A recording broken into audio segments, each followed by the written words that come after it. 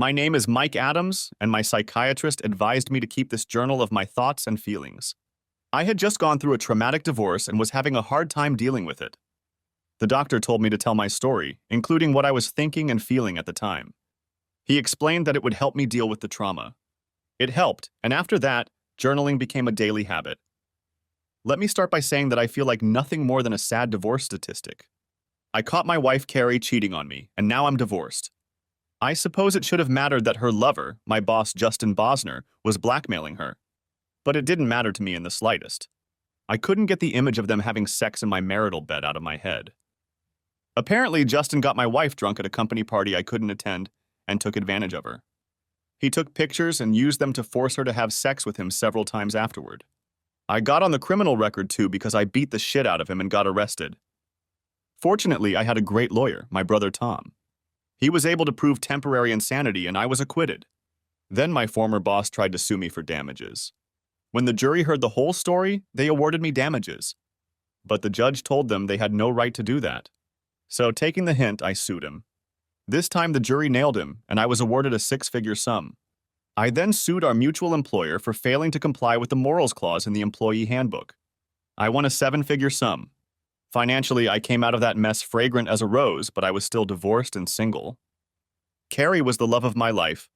For 8 years, life was as close to perfect as a husband can expect from his wife. It was only by accident that I found out what my boss was up to. When Carrie's phone rang one day and she wasn't in the shower, I answered it. I simply said, "Hi," and the voice on the other end replied, "I can't wait to have fun in bed with you." I immediately recognized my boss in the voice. I was so shocked that I just hung up the phone. A few minutes later, he called back and my wife answered the phone. I could tell by the look on her face that she was upset about the call, but at the end of the conversation, she simply said, "Okay." That night, Carrie said he wanted to visit a friend. I replied that I didn't mind. We didn't have kids, so it wasn't a problem if either of us wanted to go out. I guess I should introduce myself now. I'm Michael Milbrook, an accountant at a medium-sized firm. Most people call me Mike. I'm good at what I do, but I can't say I enjoy my job. My wife, Carrie, works as a hygienist for a local dentist. I think most people would say she's more cute than beautiful. But to me, she was the most beautiful person I've ever known. Of course, I'm biased. I loved her to bits the first time I saw her. But after that phone call, I began to question whether I even knew my wife. Suddenly, she wasn't as beautiful as I thought she was. I began to doubt that anything in our 3 years of married life was real. At that point, I had to find out if she was really cheating on me. When my wife left that evening, I immediately got in my car and followed her until she stopped at the motel. I saw her go to the door and knock. When the door opened, I saw my boss there wearing nothing but a towel. He grabbed my wife and hugged her. She pushed him away but walked into the room. What could my wife see in this guy? He was fat and bald. I waited for about 15 minutes and then went to the door. I knocked and said in a fake voice, "Porter, there may be a problem in your room." After a few minutes, Justin opened the door and I stepped inside. I found my wife on one of the beds with no clothes on. Her eyes flashed with horror when she saw it was me. "Oh my God!" she screamed. "Mike, things aren't what they seem. I didn't want to be here, but I had no choice." After that, I started abusing my boss. I jumped on him and immediately broke his nose. Then I kicked him in the balls, at which point he passed out, curled up in the fetal position. I then knelt down next to him and kicked him in the face. When I was done with him, he looked like a piece of meat. Then I turned to my wife, who by then was in shock. "You said you don't have a choice. Now you do have a choice to come home or not.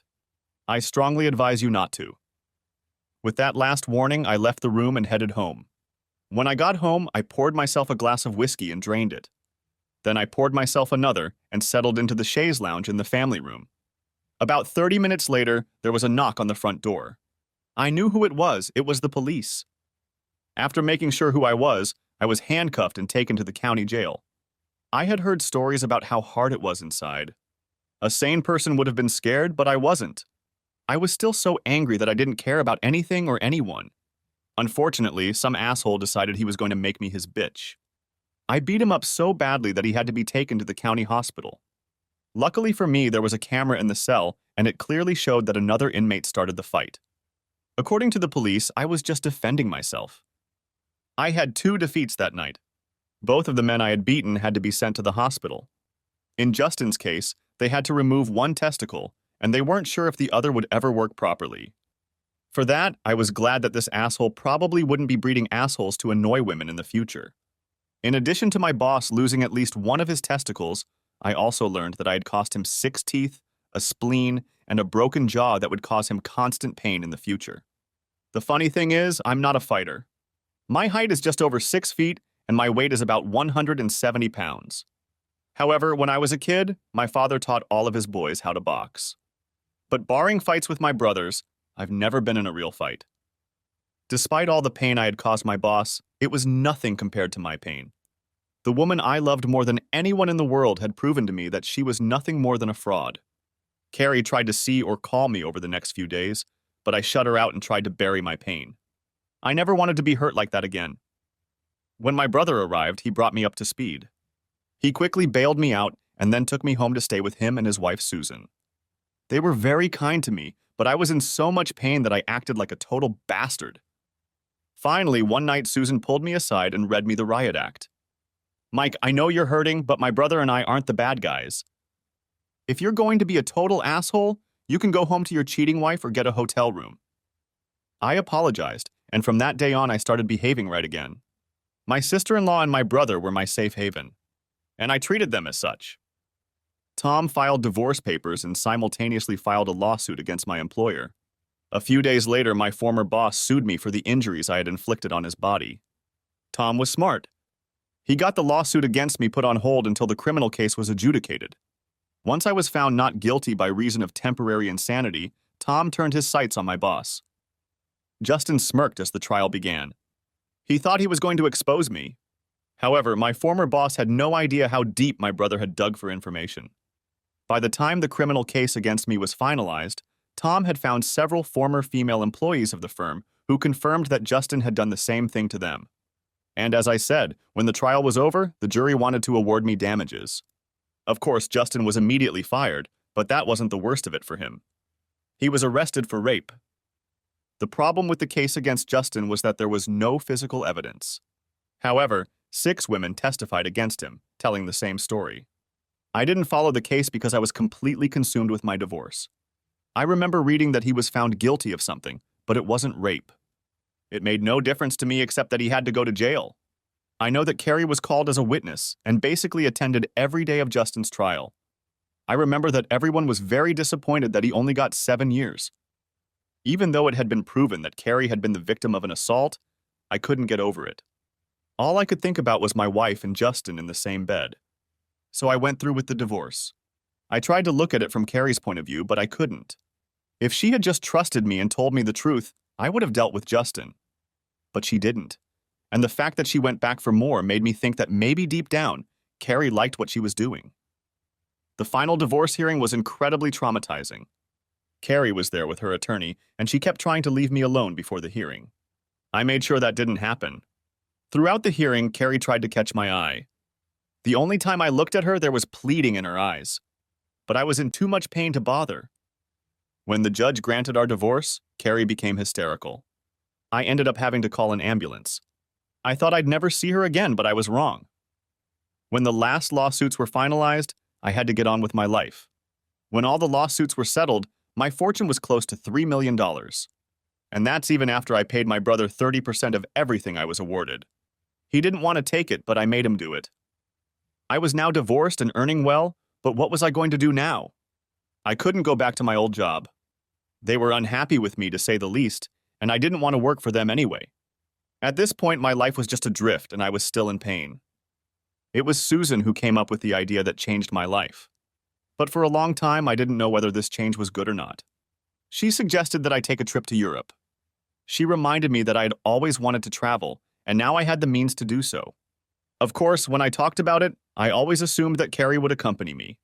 If I were to go traveling now, Carrie certainly wouldn't be with me. I started my journey in Italy. Everyone I talked to was enamored with the country.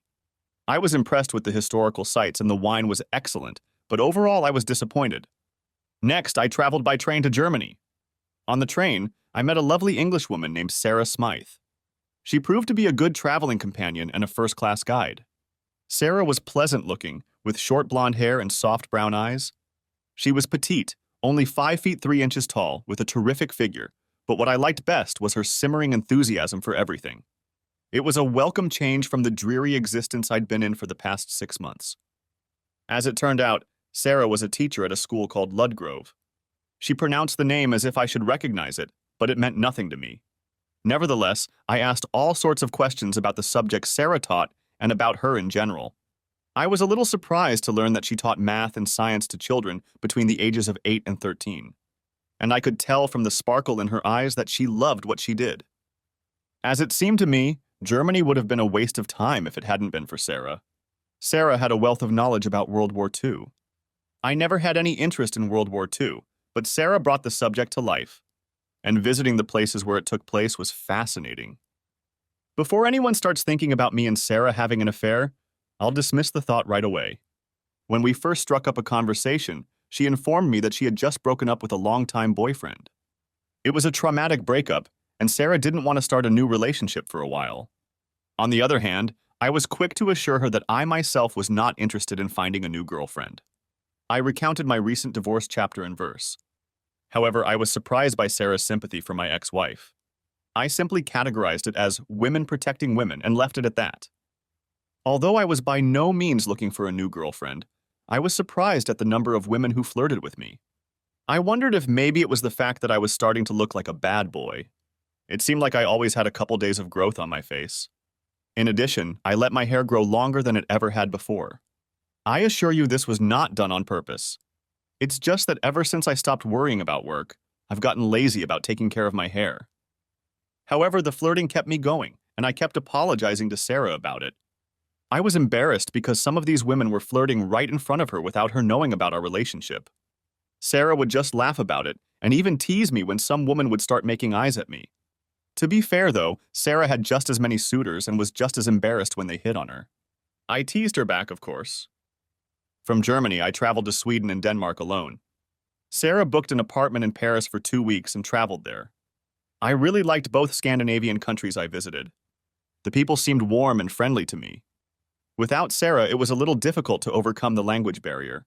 She spoke 4 languages besides English: Italian, French, German, and Spanish. Nevertheless, even without Sarah, I was able to understand each other. By prior arrangement, I met Sarah at her apartment on the last 3 days of her vacation. Paris is a great city, but I wouldn't give 2 cents for the people who live there. I know that's unfair, judging by the few people I encountered. But it seemed to me that there was some deep-seated dislike of Americans among Parisians. And Frenchmen struck me as obnoxious. The attention Sarah received in other countries paled in comparison to the aggression of the French. One even sat down at our table during dinner and started talking to Sarah in French. This ended badly for the Frenchman when Sarah splashed a glass of wine in his face. He only laughed and gave me a snide look. However, when I stood up and he realized I towered over him by a few inches, he finally took the hint and walked away. The second night in Paris, I took Sarah out to dinner and for a walk along the Seine. It was a beautiful night, and the moon was almost full. We stopped to watch the boats go by. For the first time since my marriage had broken up, I felt at peace. "Sarah," I said, turning to her, "I want to thank you for everything you've done for me. You turned what could have been a miserable trip into something enjoyable. It was exactly what I needed." I leaned over and kissed her cheek. After a second, Sarah put both hands on my face and kissed me on the lips. Admittedly, I kissed her back. When we parted, neither of us said anything about the kiss. Instead, Sarah started talking about the history of the city and some of the sights we'd passed by. I went to bed that night, embarrassed but not unhappy. On the last night of our stay in Paris, Sarah cooked us a wonderful dinner in her apartment. We sat on her balcony and chatted for hours. But then I reminded her that we had to get up early the next morning to catch the flight back to London. As I walked past Sarah's room, heading for the bathroom, her door opened. She was wearing a beautiful white negligee. In the light from her room, I could see her beautiful body. She put her arms around me and kissed me passionately. I, of course, responded. Before I knew it, we were on her bed and I began to massage her breasts. Sarah moaned and pulled down her negligee. I started to run my hand down her stomach, kissing her neck. But suddenly I stopped and stood up. "I'm sorry, Sarah," I said in a strangled voice. "I can't do this." It's too soon. I could see the disappointment in her eyes, but Sarah slowly stood up and hugged me. I understand.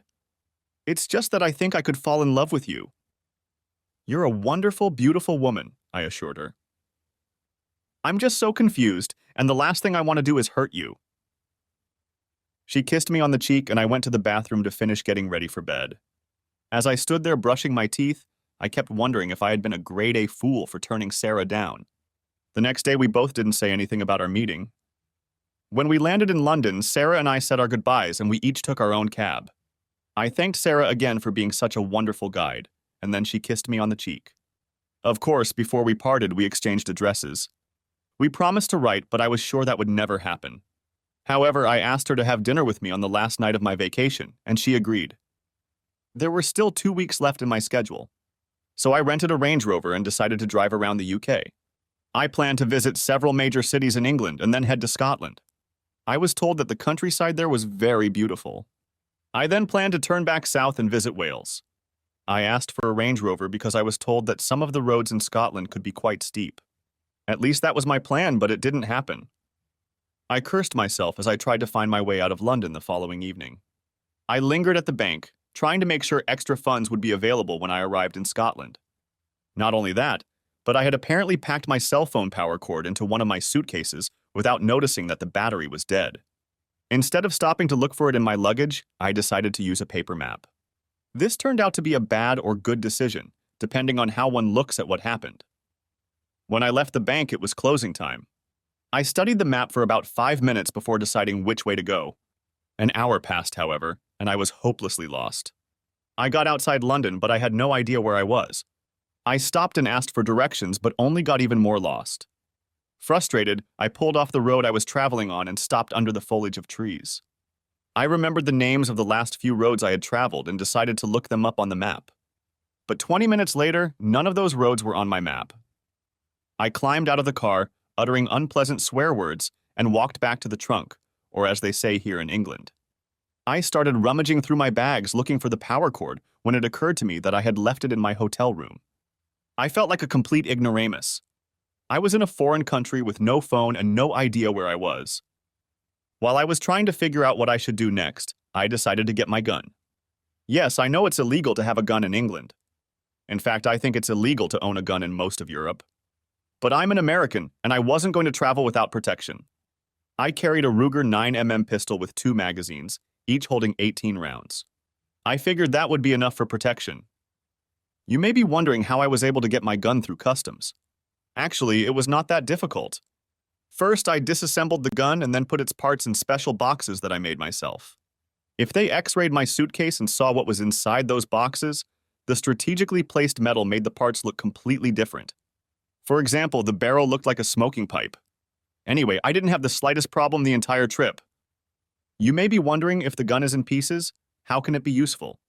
Usually, when I traveled in the countryside, I kept the parts close to me.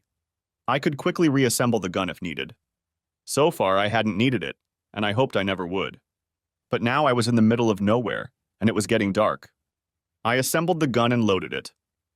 Gathering it up, I slipped the gun into my belt. Then I followed the road, wondering where it led. It looped until I saw a big, stately house up ahead on a hill. Surely someone in that house could tell me where the hell I was. The road curved up the hill and brought me to the back of the house. My heart dropped as there were no lights visible on this side of the mansion. I turned off the car and started walking towards the house. I was just about to round the corner when I heard screams and 2 gunshots. Quickly looking around the building, I saw 2 men lying face down on the ground. The other man was holding a small boy with a hood over his head, and he was kicking violently.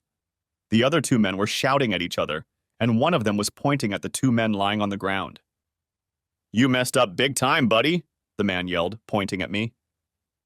"Go back inside and make sure everyone is still locked up."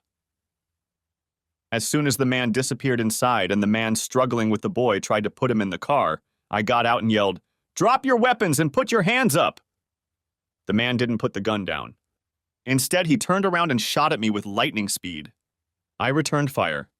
His bullet missed him, but mine hit him in the shoulder. Not only did he drop the gun, but he fell to his knees. The man holding the boy released him to see what happened. At the same instant, the boy rushed to run. The man rushed after him. I took aim at him, but the shot was weak. Nevertheless, it hit one of his legs. It knocked him down, but only for a moment. The man got up quickly and waddled in the other direction. With a temporary reprieve, I rushed to my car and started it. I stepped on the gas pedal and roared out from behind the building. As I raced past the kneeling man, he grabbed his gun. A few seconds later, he was firing. I figured he wasn't firing a gun, so I was perfectly safe. I was wrong. I felt a burn on the lower part of my left side, and when I reached out, my arm was covered in blood. I had no idea how badly I was hurt, but I couldn't stop. I rushed down the road and found a panicked boy running parallel to it. I stopped and opened the back door behind me. "Get in, boy," I shouted. "They'll be following us in a few seconds."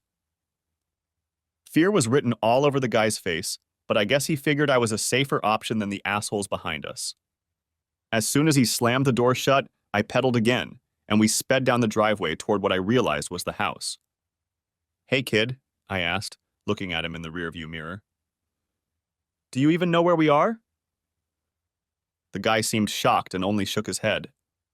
When I got to the end of the driveway, the choice was 50-50ths, right or left. I chose left, a bad decision. If I went right, it would lead to the highway and there I could quickly find help. On the left, however, I went deeper into the countryside where there didn't seem to be any houses. I later learned that this area was home to some very large estates. There were literally kilometers between some of the houses. "Damn," I said out loud, "we're almost out of gas." The boy looked a little embarrassed, so I switched to British language. "Gasoline," I quickly corrected. "We're almost out of gas." "Oh, I say," the boy commented weakly. "This is awful. What shall we do?" I love British accents, and the kids' accents are adorable. However, in this particular case, his accent was the last thing on my mind.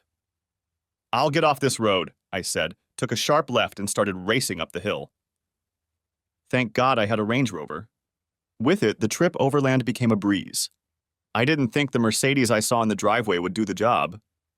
Checking the compass built into the dashboard, I said to the boy, "I'm going to drive south because, for that matter, London is south of us." I looked at the boy again in the rearview mirror, and it was clear that he was scared but still in control. I gave him credit for that. Most kids would have been knocked over and freaking out by now. As we rushed along, I asked him what his name was. The question seemed to startle him, but he stammered, George. "George, my name is Mike," I told him.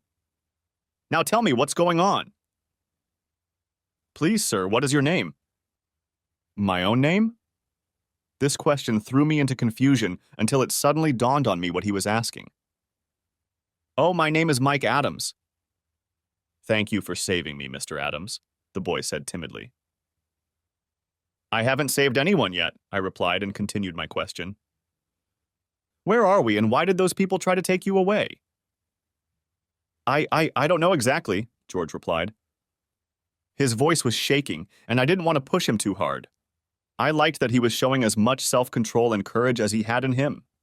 I was at my friend Peter's house at the weekend when these men broke in. They threw a bag over my head and one of them lifted me up. I don't know what happened to Peter, his parents, or their servants. It looks like Peter's parents have money and it's a kidnapping. They may have taken Peter as well. I offered my perspective on the situation. We have to keep moving until we find help. We continued through fields and streams but found no houses or any buildings. All I could think of was to keep heading south. Eventually, we had to come to a road. We went over one hill, down into a field, and then up another hill. As we climbed the second hill, the car started to stall. I realized that I was almost out of gas, so I found a bush where I could hide the car. When the car stopped, I opened the door and walked around to the back. Lifting the back door, I pulled one of the suitcases toward me and began to examine it. Not finding what I needed, I pulled the second suitcase toward me. After about 30 seconds of searching, I pulled out my flashlight. If you're British, that is, a flashlight. I turned it on and searched the bags again. After about a minute, I found what I was looking for, my second magazine. "George, listen," I said to the boy as I opened the door for him. "We're going to have to set off on foot. I don't know if these people will realize I'm off the road, but we have to assume they will, and keep moving until we find help." Before heading out, I grabbed 2 sweaters, a wool hat, a large bottle of water, and 4 packages of crackers. It was getting chilly outside, and I didn't know how long we would run until we found help. Besides, I didn't know what to do with the baby, but I was very hungry. I knew the car was pointing south, so I looked up at the sky and picked out a fairly bright star in that direction. I figured we could follow it. We walked for about 3 hours, stopping occasionally to rest and drink. We crossed several streams, but I didn't dare fill my bottle with water. It was nearing midnight, and I knew the boy was exhausted. But in spite of the hard journey, he did not utter a word of complaint. We didn't talk much because I didn't want to give away our location in case someone was nearby. Finding a bush, I sketched 2 mounds of leaves to make a bed out of. Then I told George to get some sleep. He didn't argue and in a few minutes was sound asleep.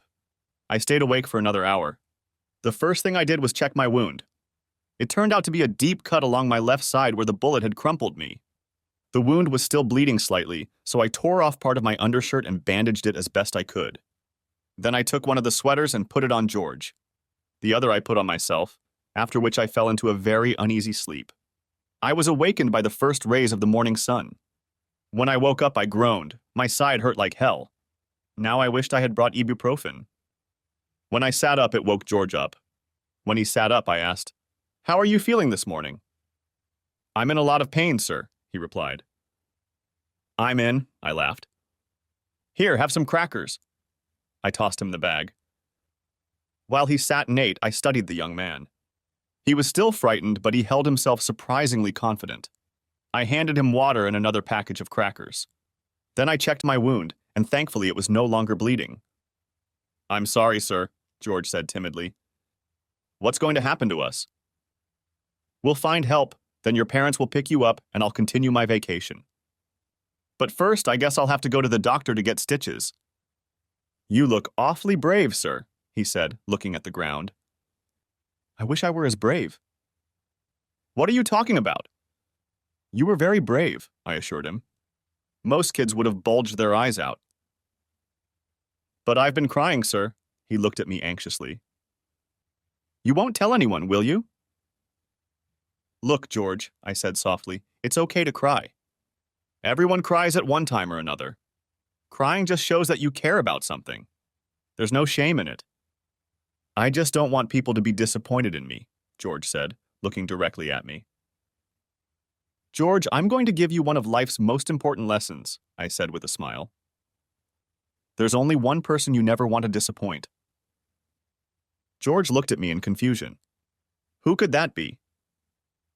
"The only person you don't want to disappoint is yourself," I said firmly. "If you do what you think you need to do and give it your best, you don't need to apologize to anyone. And if someone tells you otherwise, tell them to back off." This made George laugh, and his mood began to lift. After gathering our meager belongings, we set off again. I was in a lot of pain, and I knew my wound was infected. I simply had no way to keep it clean. Besides, I no longer had a guiding star, and I wanted to stay close to the tree line rather than walk openly across the fields. It was harder to walk than the day before, but we managed to hold on. We could see helicopters in the distance. I hoped they were looking for us, and I wanted them to come in our direction. By noon, we were out of water, and I had no choice but to fill our bottle from the creek. I just hoped there were no harmful bacteria floating in the water. Nevertheless, I decided we needed to be found before any of us got sick. Night came on, and we still hadn't found a single house. I afterward learned that somehow we had managed to make our way between at least a dozen houses. If we had only deviated a few hundred yards to one side or the other, we would have spotted them. As soon as I found another bush and prepared the beds, we sat down. Only this time there weren't as many leaves, and I was in a lot of pain. Plus, I felt a little woozy and knew I must have a fever. The next day we started again. Only now I was having trouble keeping up. George's eyes were filled with sympathy, uncertainty, and fear. I knew George still didn't trust me completely, but I just smiled at him and told him it was okay. He didn't believe me for a second. Throughout the second and now third day, our conversations became noticeably more animated. I was no longer worried about being overheard. We talked about many things about his studies, about his friends, even a little about his parents. He didn't seem to want to talk about them, so I didn't insist. He said that his father and mother were very strict and expected a lot from him. I reminded him again that the only person he had to satisfy was himself. Toward noon, I began to burn with impatience. We had reached a place where we could not stay in the forest. We needed to cross this field to move on. I told George that we were going to quickly cross the field and get to the woods on the other side. We were about 100 yards from the new tree line when I heard the distinctive sound of a diesel engine. I cursed to myself because it sounded like a Mercedes. "Run, George," I ordered, and started after him. I looked back, just in time to see the Mercedes come over the hill and down into the field, straight at us. We had just reached a group of fallen trees when shots rang out. They were coming from the car that was coming at us. We climbed over fallen trees and I took up position. "George, listen to me carefully," I said, holding his right hand. "I want you to keep running. Try to get as far away from here as you can. But when you hear the shooting stop, find a place to hide and don't come out until they're gone." "But Mr. Adams, what about you?" he asked with panic in his eyes. "I'll stall with them as long as I can," I said. "Now be a brave guy and take off like I told you to." I think George was about to argue with me, but I pushed him away, and he took off running. That was good, because the Mercedes was less than 100 feet away. They started shooting again. Only this time I started firing back. I don't think they were expecting that. In Britain, people don't usually have firearms. Anyway, the car skidded and came to a stop, tumbling sideways. The men hid behind the car and started shooting. As far as I could tell, there were 5 men in the car, and they were all armed. I found a place where I could kneel down and have space between the trees to shoot. As I returned fire, I hoped like hell that George was keeping a huge distance between us. I was halfway through the second magazine when it happened. It seemed like this firefight had been going on for hours, but it had been less than 5 minutes. So far, I had been lucky. The trees had blocked most of the shots. But one bullet found its way through the branches and slammed into the right side of my chest. I was thrown backwards to the ground. It took 10 seconds or more before I was able to get to my feet. While I was lying there, one of the fighters decided to rush my position. This was a bad mistake for him. I hit him in the center and he went down. I fired 2 more shots, but then I started to lose consciousness. At that moment, I heard a rumble and a shadow passed over us. At that moment, I saw helicopters coming towards us. Armed men were rappelling down the ropes, firing as they descended. Then I got very tired and closed my eyes. One day, I woke up to a bright light and incredible pain. A woman immediately came to me, and I remember someone saying, "We need to get him back to the operating room." Then darkness descended on me again. When I woke up the second time, I felt like I was floating on something. The room was bright and there was no pain. A nurse in a matron's suit was standing next to me and measuring my pulse. When she saw that my eyes were open, she smiled. "Welcome back, Mr. Adams," she said in a delightful British accent. "It's a pleasure to see you among the living. You had us worried for a while. We thought we were going to lose you at a few moments last night. But the doctor thinks you finally pulled through." My throat was sore, but I had to speak. "Boy?" was all I could wheeze. "It's all right, Mr. Adams," the nurse said kindly. "Someone will be in shortly to talk to you." The nurse didn't really answer my questions, and that made me anxious. But soon I fell asleep. When I woke up again, I saw that it was night. After a while, an orderly appeared and fed me soup and helped me drink juice. There were IVs around my bed, and all of them were being injected into me. I don't know how long I slept, but when I woke up again, it was already light. The doctor was standing next to the bed, studying the chart. "A boy?" I wheezed out my questions again. "Ah, Mr. Adams, you're awake." "Good," the doctor smiled at me. "There is nothing wrong with the boy.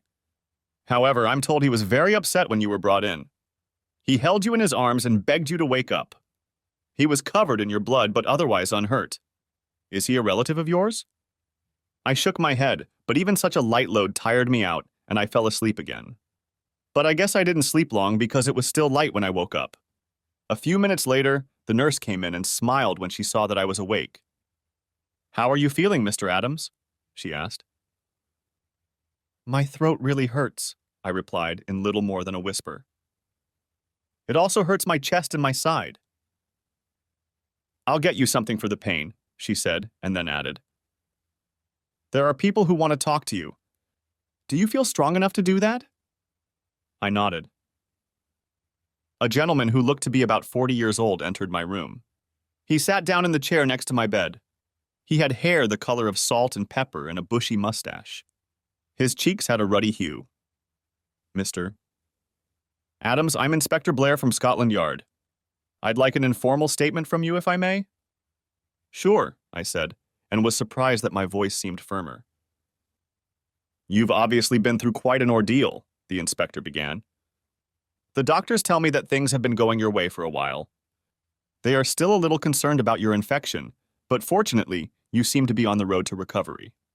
But I was wondering if you could tell me about your involvement in the incident last Monday. I shook my head slowly, trying to gather my thoughts. I'm afraid I can't tell you much.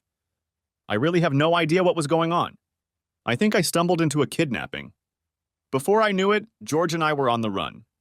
We spent days trying to find help, but we never found anyone. Then the kidnappers caught up with us. I tried to hold them off long enough for George to escape. The inspector smiled at me as if he knew much more about what had happened than I did. Well, that wouldn't have been hard since I knew almost nothing.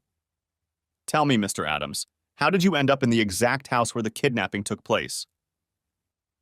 I'm lost, I admitted with annoyance. I didn't charge my phone before I left London, and I tried to use a paper map. But all I managed to do was get hopelessly lost. I found a dirt road that led to the back of the mansion. I hoped that I could get directions from someone there. However, as I approached the front, I saw that they were trying to kidnap George. I had my gun with me and used it to free the boy. We left in the car I had rented, but we were almost out of gas. When the car stopped, George and I had to walk. Like I said, we couldn't find anyone to help us. After that, I just tried to hold them off. How did you find us? Search teams and helicopters have been combing the area since the abduction was reported. One of the helicopter pilots spotted a car rushing down the hill and followed it. They came across your gunfire and stopped it. Then you and the boy were taken to the hospital. At first, we thought the boy was badly wounded because there was a lot of blood on him. But as it turned out, it was your blood. He refused to leave your side. I told him he was brave, I replied absent-mindedly. What was that, Mr. Adams? Nothing, he was just very brave. The inspector leaned back in his chair and smiled. That's an amazing story. It's true, I swear, I protested. If you don't believe me, ask George. Oh, I believe you, Mr. Adams. However, there is one point I would like to clarify. The gun you were defending yourself with, where did you get it?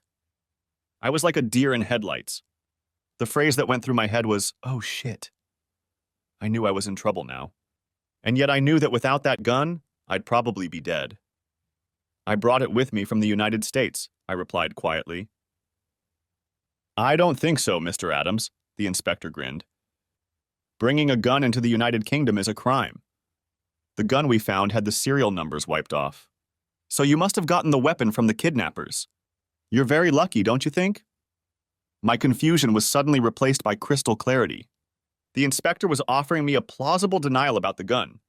I was not one to look a gift horse in the mouth. I quickly confirmed the inspector's assumption. Yes, that's exactly what happened. I caught one of the kidnappers off guard and was able to take the gun away from him. Excellent, Inspector Blair said, standing up. You know, I could do with a cup of tea. Can I get you one too?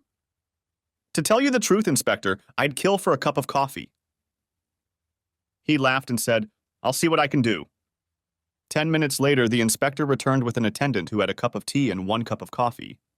There was also a plate of cookies, which I believe the English call cookies. Mr. Adams, the inspector began, taking a sip of tea, I have a lot to tell you. And there's a lot we have to resolve before you talk to anyone else. So let me begin by correcting one misconception of yours. The boy you know as George is actually Peter. And Peter is the future Duke of Windsor, and you will probably refer to him as the future King of England. However, the correct title is future King of the United Kingdom of Great Britain and Northern Ireland. This information stunned me to the core. I couldn't think of anything to say, so I kept silent. His Highness was spending the weekend with his friend George at the estate of Lord and Lady Ashford. Lord and Lady are George's parents. The guards consisted of 8 men. 2 of them were killed, 3 seriously wounded, the rest incapacitated. It was a well-planned, well-coordinated attempt to kidnap the prince. In fact, if you hadn't stumbled upon it, they would have succeeded in kidnapping him, and we would have been left in complete ignorance as to what happened. Why these people tried to kidnap the prince, we don't know yet. nor do I have any idea how they knew where the prince was. That's something we'll certainly look into. In the meantime, all I know for sure is that you are one hell of a hero. I considered the inspector's information, then weakly replied, I don't feel like a hero. In fact, I'm just a little uncomfortable. Should I call someone? The inspector asked. I shook my head. No, I'll be fine. Now we need to decide what to do next. The inspector took a final sip of tea and pulled out a notepad and pen. Rumors of an assassination attempt on the prince leaked out almost immediately. The country has been in a state of agitation ever since. Now that the prince has been safely recovered, celebrations have been going on for days both here and abroad. But it has also put virtually all of Britain's investigative agencies under intense pressure to get to the bottom of what happened. I suddenly felt panic, because the whole incident resembled a terrorist attack. If so, my family as well as myself could be in danger. May I make a request? You can certainly make a request, but whether I can honor it is another matter. Could you please not mention my name and everything? I asked immediately. Interesting, the inspector said, smoothing his mustache. Why would you want to do that? I just think it's safer this way, I tried to explain. If it's the work of terrorists, and I'm on the list of those who interfered with them, they might try to retaliate against my family and me. Yes, I realize that could be a problem, the inspector agreed. I will discuss it with my superiors and let you know in a few days. For now, we're keeping you in the dark. Are there people who might become alarmed if they don't hear from you? If so, we will contact them by making up a legend. Maybe my parents, I said after thinking for a moment. What day is it? It's Friday the 6th. I've lost almost a week, I said quietly. In a week this Sunday, I have to fly back to the United States. I doubt I'll be out of the hospital in a week. It might be best if you write to my parents using my account and just tell them I'm extending my vacation. We found your itinerary in your luggage. We've been watching the places you plan to stay to see if anyone contacted you. So far, no one has attempted to do so. Oh, another person you should know about, I said, remembering my obligation. I'm supposed to have dinner with Miss Sarah Smythe on Saturday night. The inspector's eyebrows rose when I mentioned my participation in the dinner. And how do you know Miss Smythe? I met her on the train to Germany, I explained.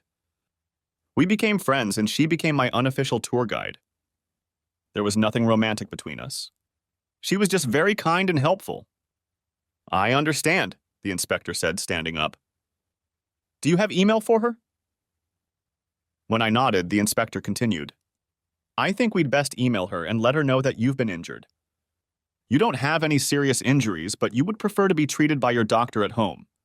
In the meantime, there will be officers outside your room around the clock until we decide how to proceed. I'll contact you in a few days when we have a better understanding of everything. In the meantime, I hope you realize that we will keep you incommunicado. That won't be a problem? I shook my head. The next few days were very difficult. As I started to get better, they started to reduce my pain medication. This meant that I was in pain at times, especially just after physiotherapy. I started to get a fever of being confined to my room. At first, it was interesting to watch television reports. There was a mood of grateful jubilation, especially in the UK. But there was also outrage. But after a day or two of non-stop reporting, it became painful to watch. I suppose I was suffering from a mild form of post-traumatic stress disorder. Just when I was beginning to believe that Inspector Blair had forgotten about me, he arrived the following Tuesday. I hoped he would give me some good news, like when I would be allowed to leave. I just wanted to get better and come home. I was standing at the window wishing I was outside when Inspector Blair came into my room. You're looking remarkably well, Mr. Adams. I'm so glad you're recovering so quickly. That makes my news all the more gratifying. Sounds promising, I said, taking a seat on the edge of the bed. We are working hard to get to the bottom of this dastardly attack. Unfortunately, we still don't know who is behind the kidnapping.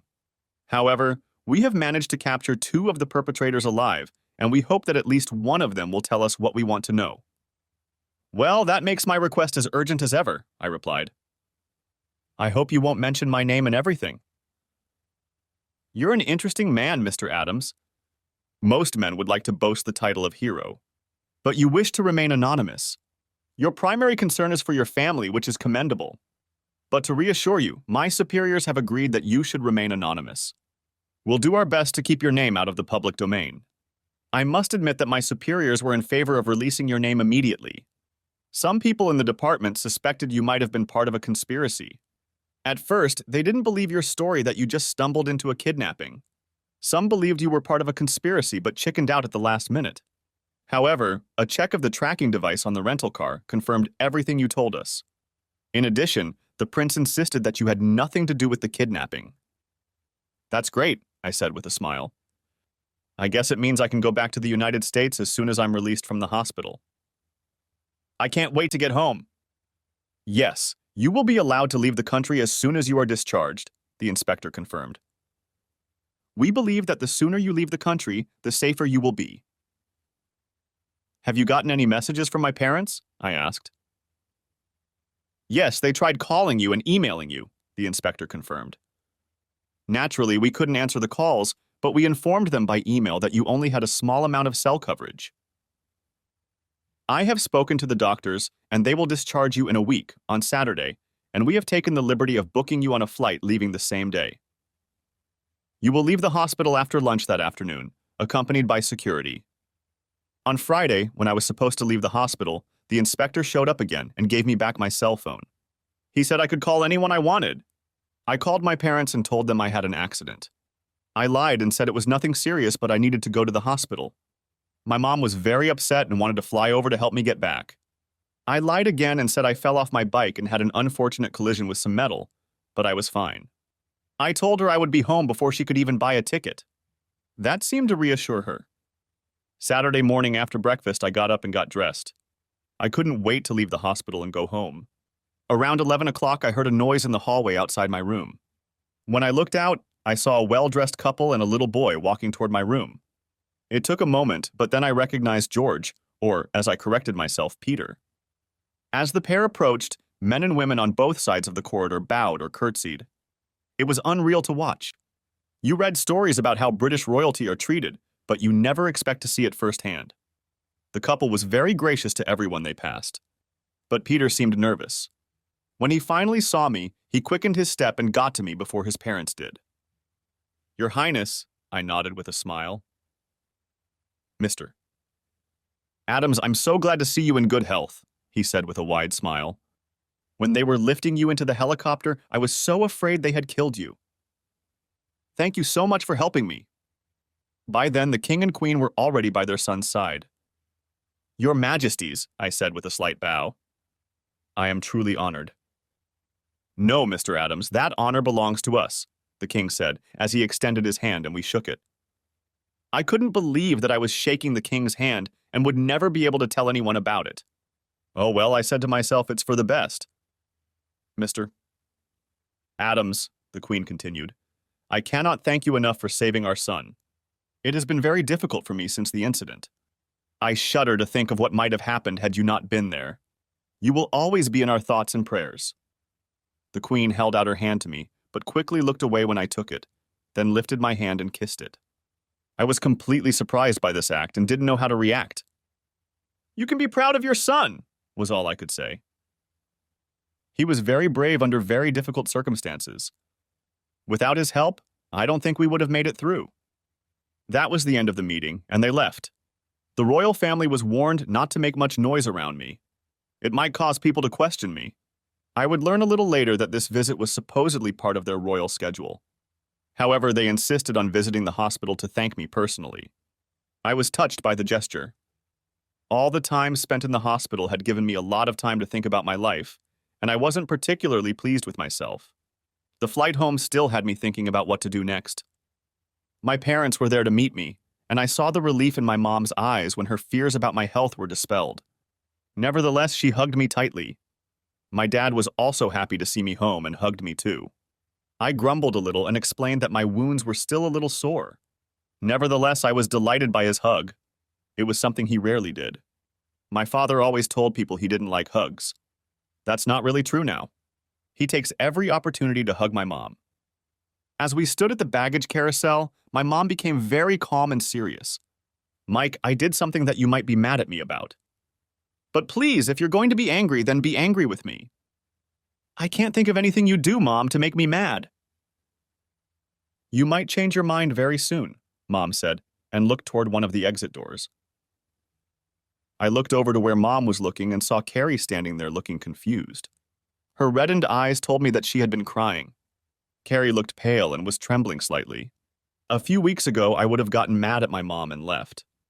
But when you're as close to death's doorstep as I was, you get a completely different perspective on life.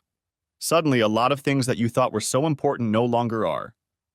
As I looked at Carrie, I no longer saw a cheating wife. I saw a woman who was lonely, sad, and scared. I also saw a woman who had been rudely taken advantage of, and a woman who still seemed to love me. She was still the beautiful woman I had fallen in love with. I smiled at her and walked over to where she stood. "Hi, Carrie," I said softly. "Thank you for coming to welcome me home." At that moment, Carrie's reserve broke, and she threw herself into my arms. She sobbed on my shoulder, repeating over and over, "I'm so sorry. Please forgive me." I calmed her down and then took her to where my parents were standing. They had already taken my luggage. "I didn't like the food on the airplane, so I hardly ate anything," I said cheerfully.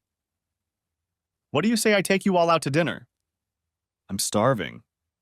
I can't say that things between me and Carrie suddenly got better, but it was a start. In the beginning, I had no idea what I wanted. All I knew was that I didn't want to punish Carrie anymore. I wanted her to be happy. A few days later, I invited her to lunch to discuss our problems. Then we started going to counseling sessions and finally started seeing each other again. From our sessions, I learned that Carrie was terrified of disappointing me. That's why she agreed to have an affair. I also learned that I had ingrained this belief myself, lavishing praise on my wife when she did what I thought was good. And when she didn't meet my expectations, Carrie saw my disappointment. I never realized I was doing this, but in retrospect, I realized it was absolutely true. It took 6 months to resolve our issues, but I never stopped loving Carrie. So, in the presence of a small number of relatives, Carrie and I were remarried in her parents' backyard. Of all the people present at our remarriage, other than ourselves, the happiest, in my opinion, were our mothers.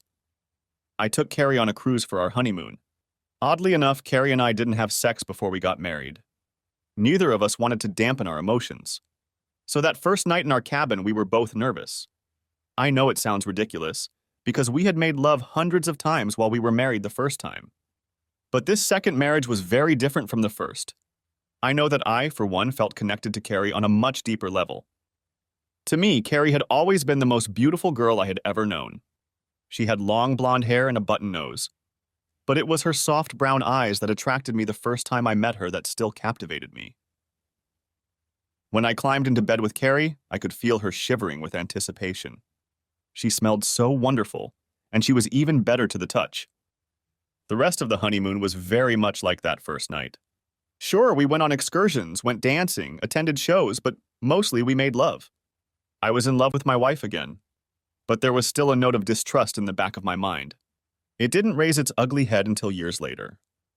I believe it happened that very first night, but 2 months later, Carrie found out she was pregnant. 7 months later, we had a boy, whom we named Grant. 11 months after that, we had a baby girl we named Louise. 3 years after that, Carrie went back to work part-time. At first, I didn't mind Carrie's new job, but I couldn't help it. With each passing month, my suspicions and jealousy grew. I kept my misgivings to myself, but it was taking its toll on our marriage. Even though Carrie wasn't doing anything to make me worry, I still worried. At the same time, without realizing it myself, I was beginning to distance myself from my wife. I must have been mentally preparing myself for this, because I couldn't shake the feeling that Carrie would betray me again. Carrie suffered from my moods, and it was affecting her. We began to fight more and more often. Eventually, I began to think about divorce. It was Carrie who once again persuaded me to go to counseling with a psychologist. At first, it didn't seem to do much. But gradually, I realized the hole I had dug for myself. After I realized my problem, our relationship became much better. Then we began to rebuild our relationship. For the next year, my family and I had a wonderful life. Then disaster struck. We didn't know that Justin Bosner had been released early from prison. During his time in prison, his hatred for me had grown exponentially. Carrie and I had just put the kids to bed when we heard several windows in the front of our house shattered. I went to check to see what was wrong, and Carrie went to make sure the kids were okay. When I walked into the living room, Justin was standing in front of me, pointing a gun at me. "Well, Mikey, I've waited a long time for this moment," he growled. "I'm going to let your guts out and then have some fun with your pretty wife. I'm sure she'll enjoy it as much as she did before." I felt like ripping the asshole's head off, so I took a step forward, but he extended the gun even further. "I wouldn't try that, Mike. I could stab you before you even get close to me. But I want this moment to last longer." At that moment, I saw a streak fly into the living room from the direction of the dining room. Carrie was clutching the gun, and Justin was trying to wrestle it away. I moved instantly, but the gun went off before I could get it out. Carrie collapsed to the floor, and I slammed my fist into Justin's jaw, causing him to jerk backward and hit his head on the wall. Then I was on my knees, hugging Carrie. I could see blood coming from her belly. I grabbed my phone off the coffee table and dialed 911. It seemed like hours, but 8 minutes later, the police and ambulance were on the scene. I grabbed a towel to press it against the wound. I remember crying, "Please hold on, Carrie. Please don't die." Carrie lay in my arms and looked down at me. "You're the only one I've ever loved. Thank you for taking me back. Take care of our children." Then her eyes closed. They never opened again. The hospital staff worked tirelessly to save her, but the damage was too great. I was completely out of it. Thank God we have 2 mothers. They moved in with me and took care of everything while I was out. It took losing Carrie for her to finally realize that I was her one true love. I know I was at the funeral, but I don't remember anything. All I remember is thinking I should be the one dead, not Carrie. Justin was arrested and charged with first-degree murder. Before his trial, he killed himself in prison.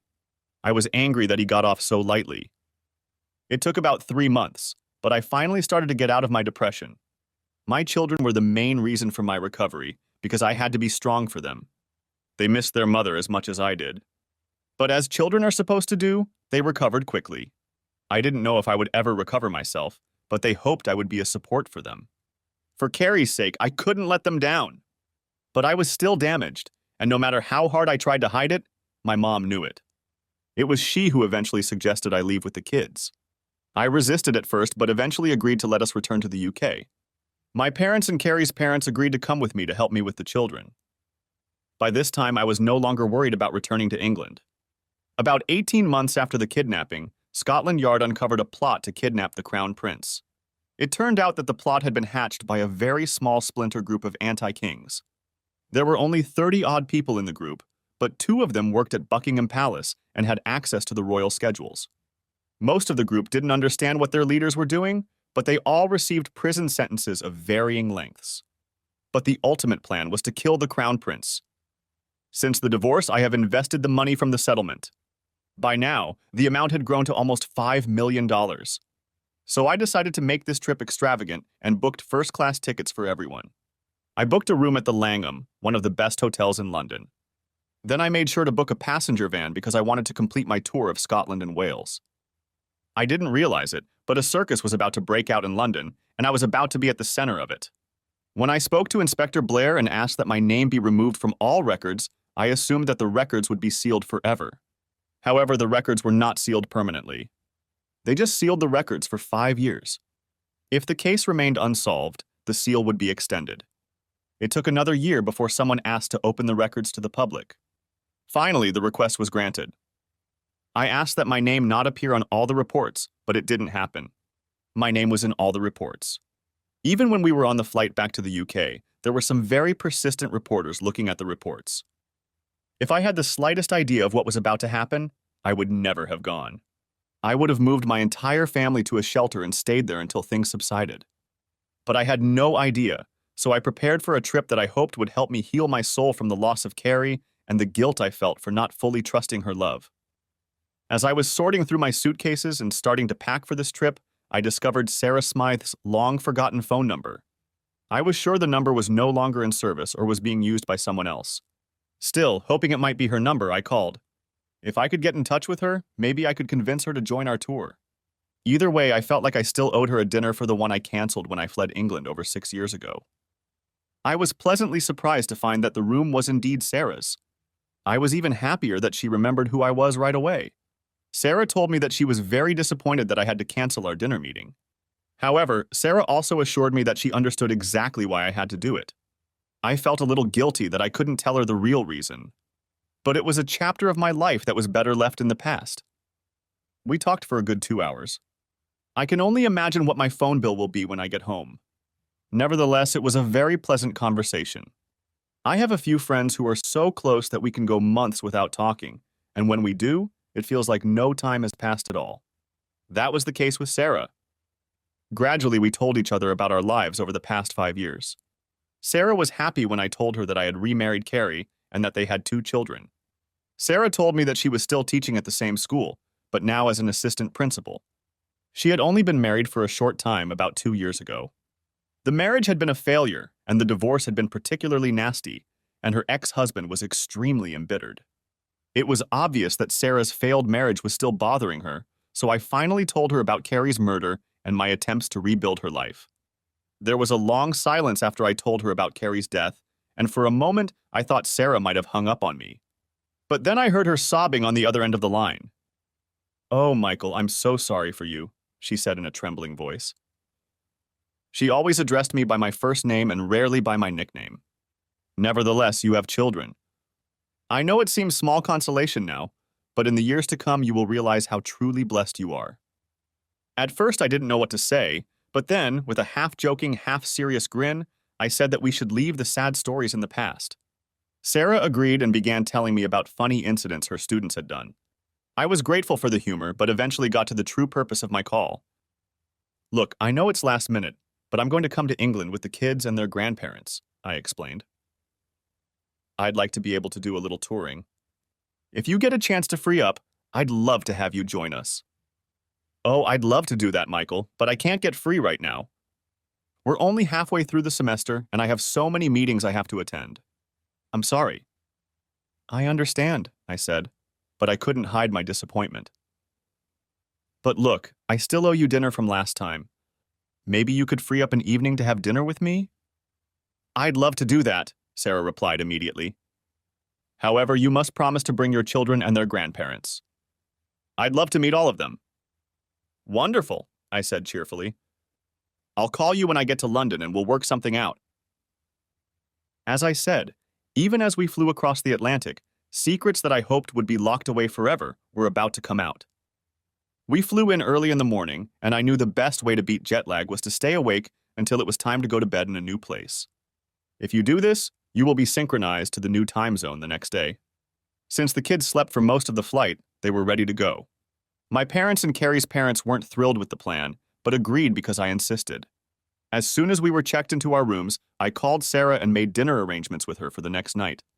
Then we set off to explore London. We visited the Tower of London, took a boat tour on the Thames, and visited Legoland in Windsor. We all had a great time, but that was all about to change the next morning. That night I went to bed happier than I had ever gone to bed in a long time. I was looking forward to our excursion and looking forward to dinner with Sarah. The next morning I woke up to a heavy knocking on my room door. I had booked a 2-room suite for the kids and me. The kids were still asleep in one of the bedrooms as I hurriedly pulled on my pants and shirt. Stumbling, I walked to the door and opened it. In the doorway stood a solid, middle-aged, elderly man with a newspaper under his arm. "Sorry for the intrusion, Mr. Adams," the man apologized. "My name is James Batterman, and I am the manager of this hotel. I sincerely apologize for disturbing your sleep, but I urgently need to speak with you." Still half asleep, I gestured for the man to come in. Behind him, a waiter wheeled in a cart with juice, tea, coffee, and set dishes. Mr. Batterman told the waiter to bring the cart in and set everything on a table in the corner. As soon as everything was ready, the waiter left. Mr. Batterman immediately poured me a cup of coffee, which I gratefully accepted. "I think you should sit down, Mr. Adams. There's some news I'm pretty sure you're completely unaware of." As soon as I sat down, Mr. Batterman spread a newspaper in front of me. The headline read, "The mystery of Prince Peter's child abduction solved." Under the headline, but still above the fold, was a color photo of me. I quickly flipped through the article and groaned. My thoughts were scattered in different directions. But first and foremost, I was thinking about protecting my children. When I reached the end of the article and realized that I had been completely exposed, I looked up at Mr. Batterman. How bad is it? I asked. Right now, hundreds of people and dozens of media members are crowding outside the hotel hoping to see you. Apparently, word has leaked out that you are in London and staying here. The TV stations have been talking about you all morning. I expect the crowd outside the hotel to grow. I've already asked the police for crowd control. Simply put, Mr. Adams, you've become a media sensation. All of Britain wants to know everything about you. My mind was a complete mess, and I still didn't know what to do. But then I suddenly felt like I knew why Mr. Batterman had visited me. I suppose you want us to be stationed elsewhere? Oh, good heavens, no, Mr. Batterman said with a look of horror. I've only come to let you know what's happening and to assure you that we will do everything within our power to protect your privacy. Only when Mr. Batterman said privacy, he pronounced it like privacy. What do you suggest I do? I still didn't know what to make of this mess, and was more than terrified of it all. And that was only my first encounter with the unfolding madness. It only got worse as time went on. I would personally suggest that you and your family stay at the hotel, at least for tonight, Mr. Batterman suggested.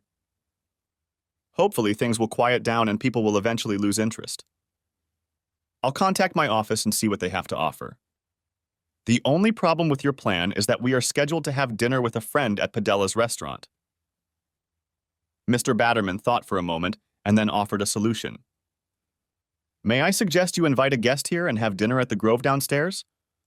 It's a 4-star restaurant with 46 seats, so it will be quiet and private. I told Mr. Batterman that his offer was excellent, and I would cancel my order at Padel's and make a new one at Grove. Please let me take care of that for you, he offered, and I agreed. I was still in shock at what was happening. Besides, I hadn't even seen what was going on outside yet. Mr. Batterman, can I ask you a question? I hoped he could help me make sense of it all. Sure, I'll answer anything I can. Why is this so important now? I asked. I mean, the kidnapping happened over 6 years ago. Maybe the police fudged the details a little, but what does it matter? The prince was rescued, and he's safe and sound. Mr. Batterman studied me for a while, then smiled good-naturedly. Mr. Adams, you are an American, so our royal family is more of a gimmick to your people. But to those who are truly British, the monarchy is the foundation of our country. The whole country was stunned when it became known that the crown prince had been kidnapped. The whole of Great Britain was plunged into fear and grief. When he was rescued, however, the nation rejoiced as one. If you remember, the news of his safe return sparked 3 days of celebrations. And now you learn that you, sir, saved the prince and that you sought no recognition for your actions. You have struck a chord and evoked the gratitude of this nation. All I can say is that every member of my staff considers it an honor to serve you in any way we can. Also, I want you to know that you will not be charged for anything during your stay at the Langham Hotel. No, I can't agree with that, Mr. Batterman, I protested immediately. Our being here is already causing you and your staff a lot of inconvenience. Mr. Batterman held up his hands. If it will appease your sense of justice, I spoke to head office this morning, and they're thrilled with the free publicity. Already bookings are up over 18%. When Mr. Batterman left, Grant and Louise came out of their bedroom. The breakfast that Mr. Batterman left behind included bacon, eggs, bagels, and Danish. There was also oatmeal. I made plates for both of them and sat them down in front of the TV. I ordered the movie Toy Story for them. It was their favorite movie. Then it was time to make some phone calls. The first thing I did was call a family meeting. I woke up both grandparents and asked them to come to my room as soon as possible. After that, I called Sarah to tell her about the change of plans. When I called her, she picked up on the first ring. Michael, I can hardly believe what I'm seeing on TV. Is any or all of it true? Unfortunately, all of that is true, I confirmed. I'm sorry I wasn't honest with you, but the truth is, I wanted to put it all behind me. Is that why you canceled our dinner date with you? Sarah said it in a voice that sounded both questioning and affirming. Yes, I'm sorry I deceived you, I apologized. But the British government agreed with me that it would be best if I left the country quickly and quietly. Is what they say about your injuries true? They say you almost died. Aren't they exaggerating? No exaggeration, it's all true, but that's okay. I wanted to divert from the subject of myself to the subject of dinner that night. Michael, this is a big deal, Sarah protested, and I thought she was angry with me, but she wasn't. I mean, you had to go through this whole ordeal alone and then come home and see your wife get killed. At that point, she started crying. Please, Sarah, don't cry. There's nothing wrong with me. I just called to see if you'd mind if we ate at the hotel tonight, all things considered. I understand if you don't want to come. I mean, the media is making things completely crazy around here. I'll definitely be there tonight, Sarah stated immediately. There's no way I'm letting you cancel another dinner because of me. I'll see you at 6. When my grandparents arrived, I just laid out the newspapers. Then I took them to my room and turned on the TV. The wall-to-wall news was talking about me. I was beyond excited. As I looked out the window onto the street in front of the hotel, I saw hundreds of people. The police had set up barricades, moved people across the street, and kept them from moving. The whole scene was surreal. When my mom read this story, she suddenly cried. This day was getting worse and worse. What's wrong, Mom? I asked anxiously. You almost died, but you never told us about it, she sobbed. I'm sorry, but I thought it was best to keep it all a secret in case terrorists were behind the kidnapping. I didn't want them to come after anyone else in my family. And when it turned out they weren't terrorists, I didn't see the need to revisit the past. I'm not sure my mom liked my explanation, but she accepted it. We met in my hotel room before going downstairs for dinner. Sarah looked amazing, and my parents were very curious about her. She charmed them easily, and soon they were laughing at her stories about how she was the assistant principal. The dinner started very awkwardly. The whole restaurant stood up and applauded when we entered. Then people started coming up to our table to introduce themselves and thank me. I just smiled and introduced them to my family and Sarah. As people continued to approach our table, Grant finally turned to me and asked, Dad, are you famous? I guess so, I replied, but I don't want to be. It was at dinner that Sarah gave me the first good news of the day. After explaining who I was, the school board had approved a 2-week paid vacation for her. Sarah would now be able to come with us and be our tour guide. The only question now was whether we would be able to make the trip. In the middle of dinner, Mr. Batterman approached our table. I'm very sorry to interrupt you, but may I speak to you, Mr. Adams? I apologized and followed the hotel manager to a quiet spot by the door to the kitchen. There, he looked around to make sure no one was within earshot. Mr. Adams, I've contacted our head office, he began, and I was afraid we were about to be asked to leave. They have a pretty good suggestion. They think you could lower the media frenzy if you held an impromptu press conference tomorrow. We could hold it in our ballroom. Of course, the decision is yours alone. I ran that sentence through my head a few times, and I liked it. I think it's a great idea. What do I need to do to make it happen? Mr. Batterman smiled and shook his head. Absolutely nothing.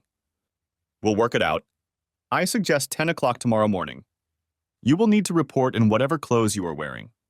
You should prepare a short statement and then we'll give the press 30 minutes for questions. My parents and in-laws were very impressed when I told them about the press conference. My kids didn't care because they were waiting for their cake and ice cream.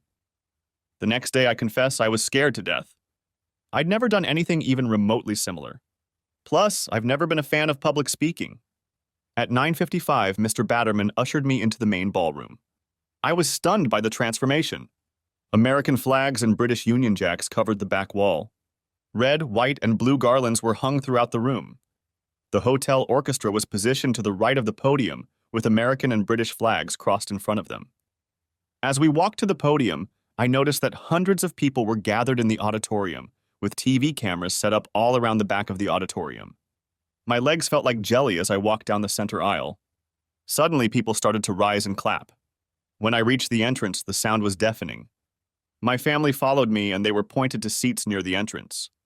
My children's eyes widened, and they looked around the hall in utter amazement. My mother and mother-in-law had tears running down their cheeks. When they were finally seated, my children were bouncing in their chairs, asking their grandparents one question after another. As we climbed onto the hastily constructed platform, the band began to play The Star-Spangled Banner, followed immediately by God Save the King. Mr. Bannerman then stepped to the microphone and thanked everyone for coming. He then gave a brief introduction. I wrote a short speech but immediately put it aside. I decided that I would just brush it off and let everyone know that I was grateful and humbled by the outpouring, but felt very unworthy of it all. Then the questions began. They wanted to know everything that had happened. One of the first questions was how I knew where the prince was in order to save him. I admitted that I only found out about him being a prince later, at the hospital. I then explained that I was hopelessly lost and was hoping some kind person would point me in the right direction. This elicited laughter from the stern journalists. They were especially interested in the details of the firefight. I talked a little about it, but spent most of the time thanking the SAS who had actually saved us. As I pointed out, if they hadn't arrived, I would be dead and probably the prince too. After Mr. Batterman thanked everyone for coming, the reporters were still shouting out questions as I left. I did my best to answer the ones I heard. Thankfully, I quickly left the ballroom and went back to my room. My kids were all around me talking about all the people who came to see me. The grandparents were over the moon with excitement. Of course, when I planned this trip, none of us expected anything like this. A few minutes later, there was a knock on the door. When I opened it, Sarah was standing there, smiling at me. I hugged her and thanked her for coming. She laughed. As they say in America, wild horses couldn't keep me at bay. Michael, you were marvelous. I was sitting in one of the back rows and I've never heard the press so enthusiastic about anyone. Usually they're pretty cranky and looking for the next scandal. But they loved the way you tried to put the blame on everyone else. They especially liked it when you talked about your deep respect and admiration for the prince and how courageous he was. As I said, you were brilliant. The next day, we were all invited to Buckingham Palace, even Sarah, which really surprised me. It was during this visit that I learned something very unique about Sarah. First of all, she was a close friend of the Queen. They went to school together. The second thing I learned was that her real name was Lady Sarah Smythe. Her father was a duke. I blacked out when Sarah started explaining her family history. It was too complicated. Finally, the next day we went on a field trip. The government provided a car with 2 security agents to ensure our safety. Security was not offered, it was required so we could go on the tour. It seemed to me that the whole thing was a waste of those security guards' time. But Sarah was happy to be guarded, so I didn't make a fuss. Our first stop was in Manchester. I have always been a huge soccer fan. I even played on my high school team and an intramural team in college. Manchester United has always been my favorite professional team. I was hoping we would get to see the field before we toured the city. The Manchester club did a much better job. When they found out I wanted to take a look at the field, they organized a small reception at the stadium. There, they took me out onto the pitch with my family and Sarah. I even got to meet a few of the players. I was stunned at how nice everyone was to us. Our next stop was Liverpool, and thankfully it was a quiet visit. Since our schedule was not publicized and the royal family had asked the press to respect our privacy, we fitted in and had a wonderful time. From Liverpool, we headed north, stopping wherever Sarah thought we might like. Probably because she was a teacher, Sarah had a wealth of information. It was much more fun to have someone who understood the history and significance of each place we stopped. We arrived in Glasgow and then Edinburgh, which we decided to make our base. From there, we could make day trips anywhere we wanted to go. Once again, we were free to move around. The initial excitement subsided, and I became yesterday's news. I was very happy about it. There is no way in the world I can understand why anyone would volunteer to become a celebrity. During this tour, I discovered that Sarah is not only a wonderful guide, but I was absolutely enamored with her. My parents and even my parents-in-law quickly fell in love with Sarah, and the kids were crazy about her. We started out as casual acquaintances, and now we've become close friends. And one evening, as Sarah and I were taking a walk, I discovered that my feelings for her were much deeper than that. We stopped to look at Edinburgh Castle, and then on impulse, I leaned over and kissed Sarah gently on the lips.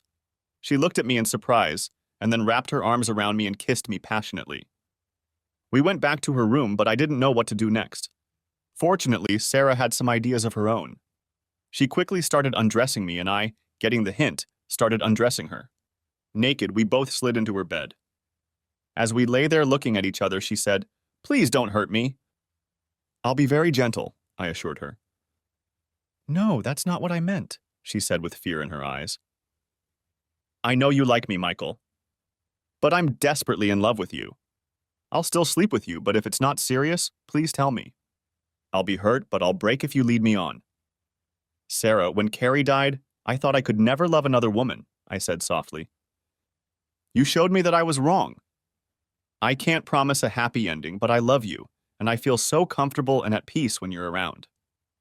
That was all Sarah wanted to hear. After that, she turned into a wild woman. She couldn't seem to get enough of me.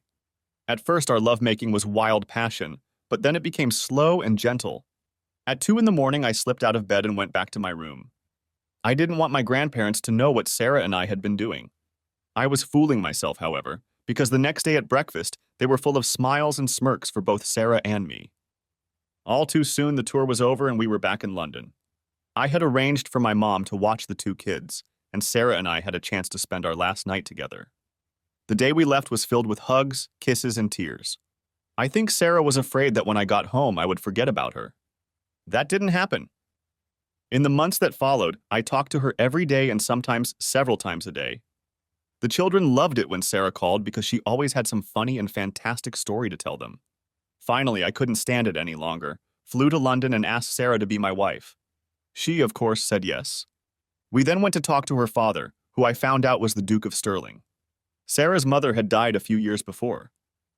The Duke of Stirling, or Percy, as he asked his friends and family to call him, lived on the family estate. The house was huge and the grounds were substantial. Sarah explained that farming the estate covered most of the expenses, but not all. So the Duke opened the family home for tours. The money from these excursions covered the difference, and the Duke had more than enough to live on. "So you wish to marry my little Sarah?" the Duke asked with a smile. "Yes, sir, very much so," I replied. "Do you know that her brother Edward will inherit the title and estates?"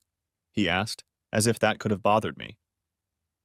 "Not only that, but her title will die with her. It cannot be passed on to any of her children." "Sir, let me assure you that I don't care at all if Sarah has a title or not," I replied with a smile. "I love her and I want to make her happy. I know she will be very happy if you give us your blessing. However, with your blessing or not, I intend to marry Sarah if she agrees to marry me." The Duke grinned. "That is a beautiful answer. I give my blessing with all my love." The wedding was modest, but it was still bigger than I would have liked. About 100 people were present, including the king and queen. Peter was also there with a beautiful girl. He was already a teenager, and he was soon to marry and produce an heir. My father was best man, and both my children were in the wedding party. Sarah and I spent our honeymoon in Bermuda and then flew back to the UK.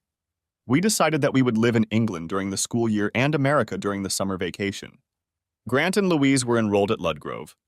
From what I understand, this was a school that many royal families sent their children to. Sarah also adopted Grant and Louise. When we lived in the UK, the Queen asked Sarah and me to do some royal duties from time to time. These were visiting sick people in hospitals, visiting different schools, or opening new factories. Each time we performed these duties, Sarah and I were warmly welcomed. Admittedly, I didn't have much faith in it at first, but Sarah always made sure that the outings were fun for me. And every time she rewarded me for it in the bedroom. Wherever we are, whether in the United Kingdom or the United States, Peter keeps in touch with us. When he made an official trip to the United States, he wanted to stay with us, but his guards refused to consider this option for security reasons.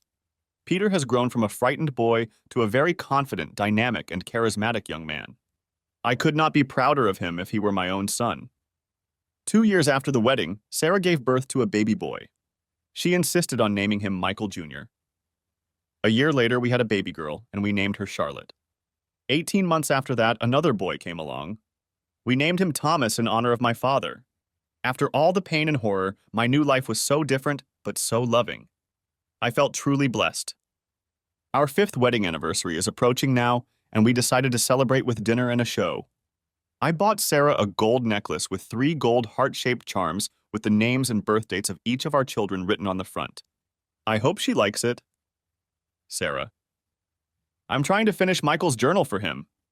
The night of our 5th anniversary, we went out to dinner. There, Michael gave me a gold necklace that I now wear every day. I was so happy and overwhelmed with love for my husband. I wasn't thinking about the play we were going to see. I was only thinking about what we were going to do afterward. As we were leaving the restaurant, I heard someone yelling at me. When I looked back, I saw my ex-husband, who was drunk and holding a gun. He was yelling, "If I can't have you, no one can!" The moment he fired, Michael pushed me away. So instead of the bullet hitting me, it hit Michael in the middle of his chest. All I remember after that was screaming for someone to help us. Michael was in the hospital for 3 days. I was by his side the whole time. On the evening of the third day when he opened his eyes, I was so happy to have Michael back with me. But he had just gathered his last reserves to tell me one last time that he loved me. Shortly after that, he died. It's been 2 months since I last wrote in Michael's journal. I thought I could do it, but I didn't have the energy then. I'm afraid I have to type his diary because my tears smeared the ink and crinkled most of the pages. I'm still struggling with the loss of Michael. Our children are suffering too, and I have to be strong for them. My ex-husband was convicted of first-degree murder and sentenced to life in prison. The news of Michael's death hit the people of the UK and the US very hard. Flags were lowered to half-staff. Since Michael was a veteran, he was buried with full military honors in his hometown. Much to my surprise, the King and Queen attended the funeral. Peter was there too. He tried his best to be brave, but broke down when the coffin was lowered into the ground. In a rare display of emotion for the royal family, the Queen hugged her son as he cried. Now I have to pick up the pieces of my life.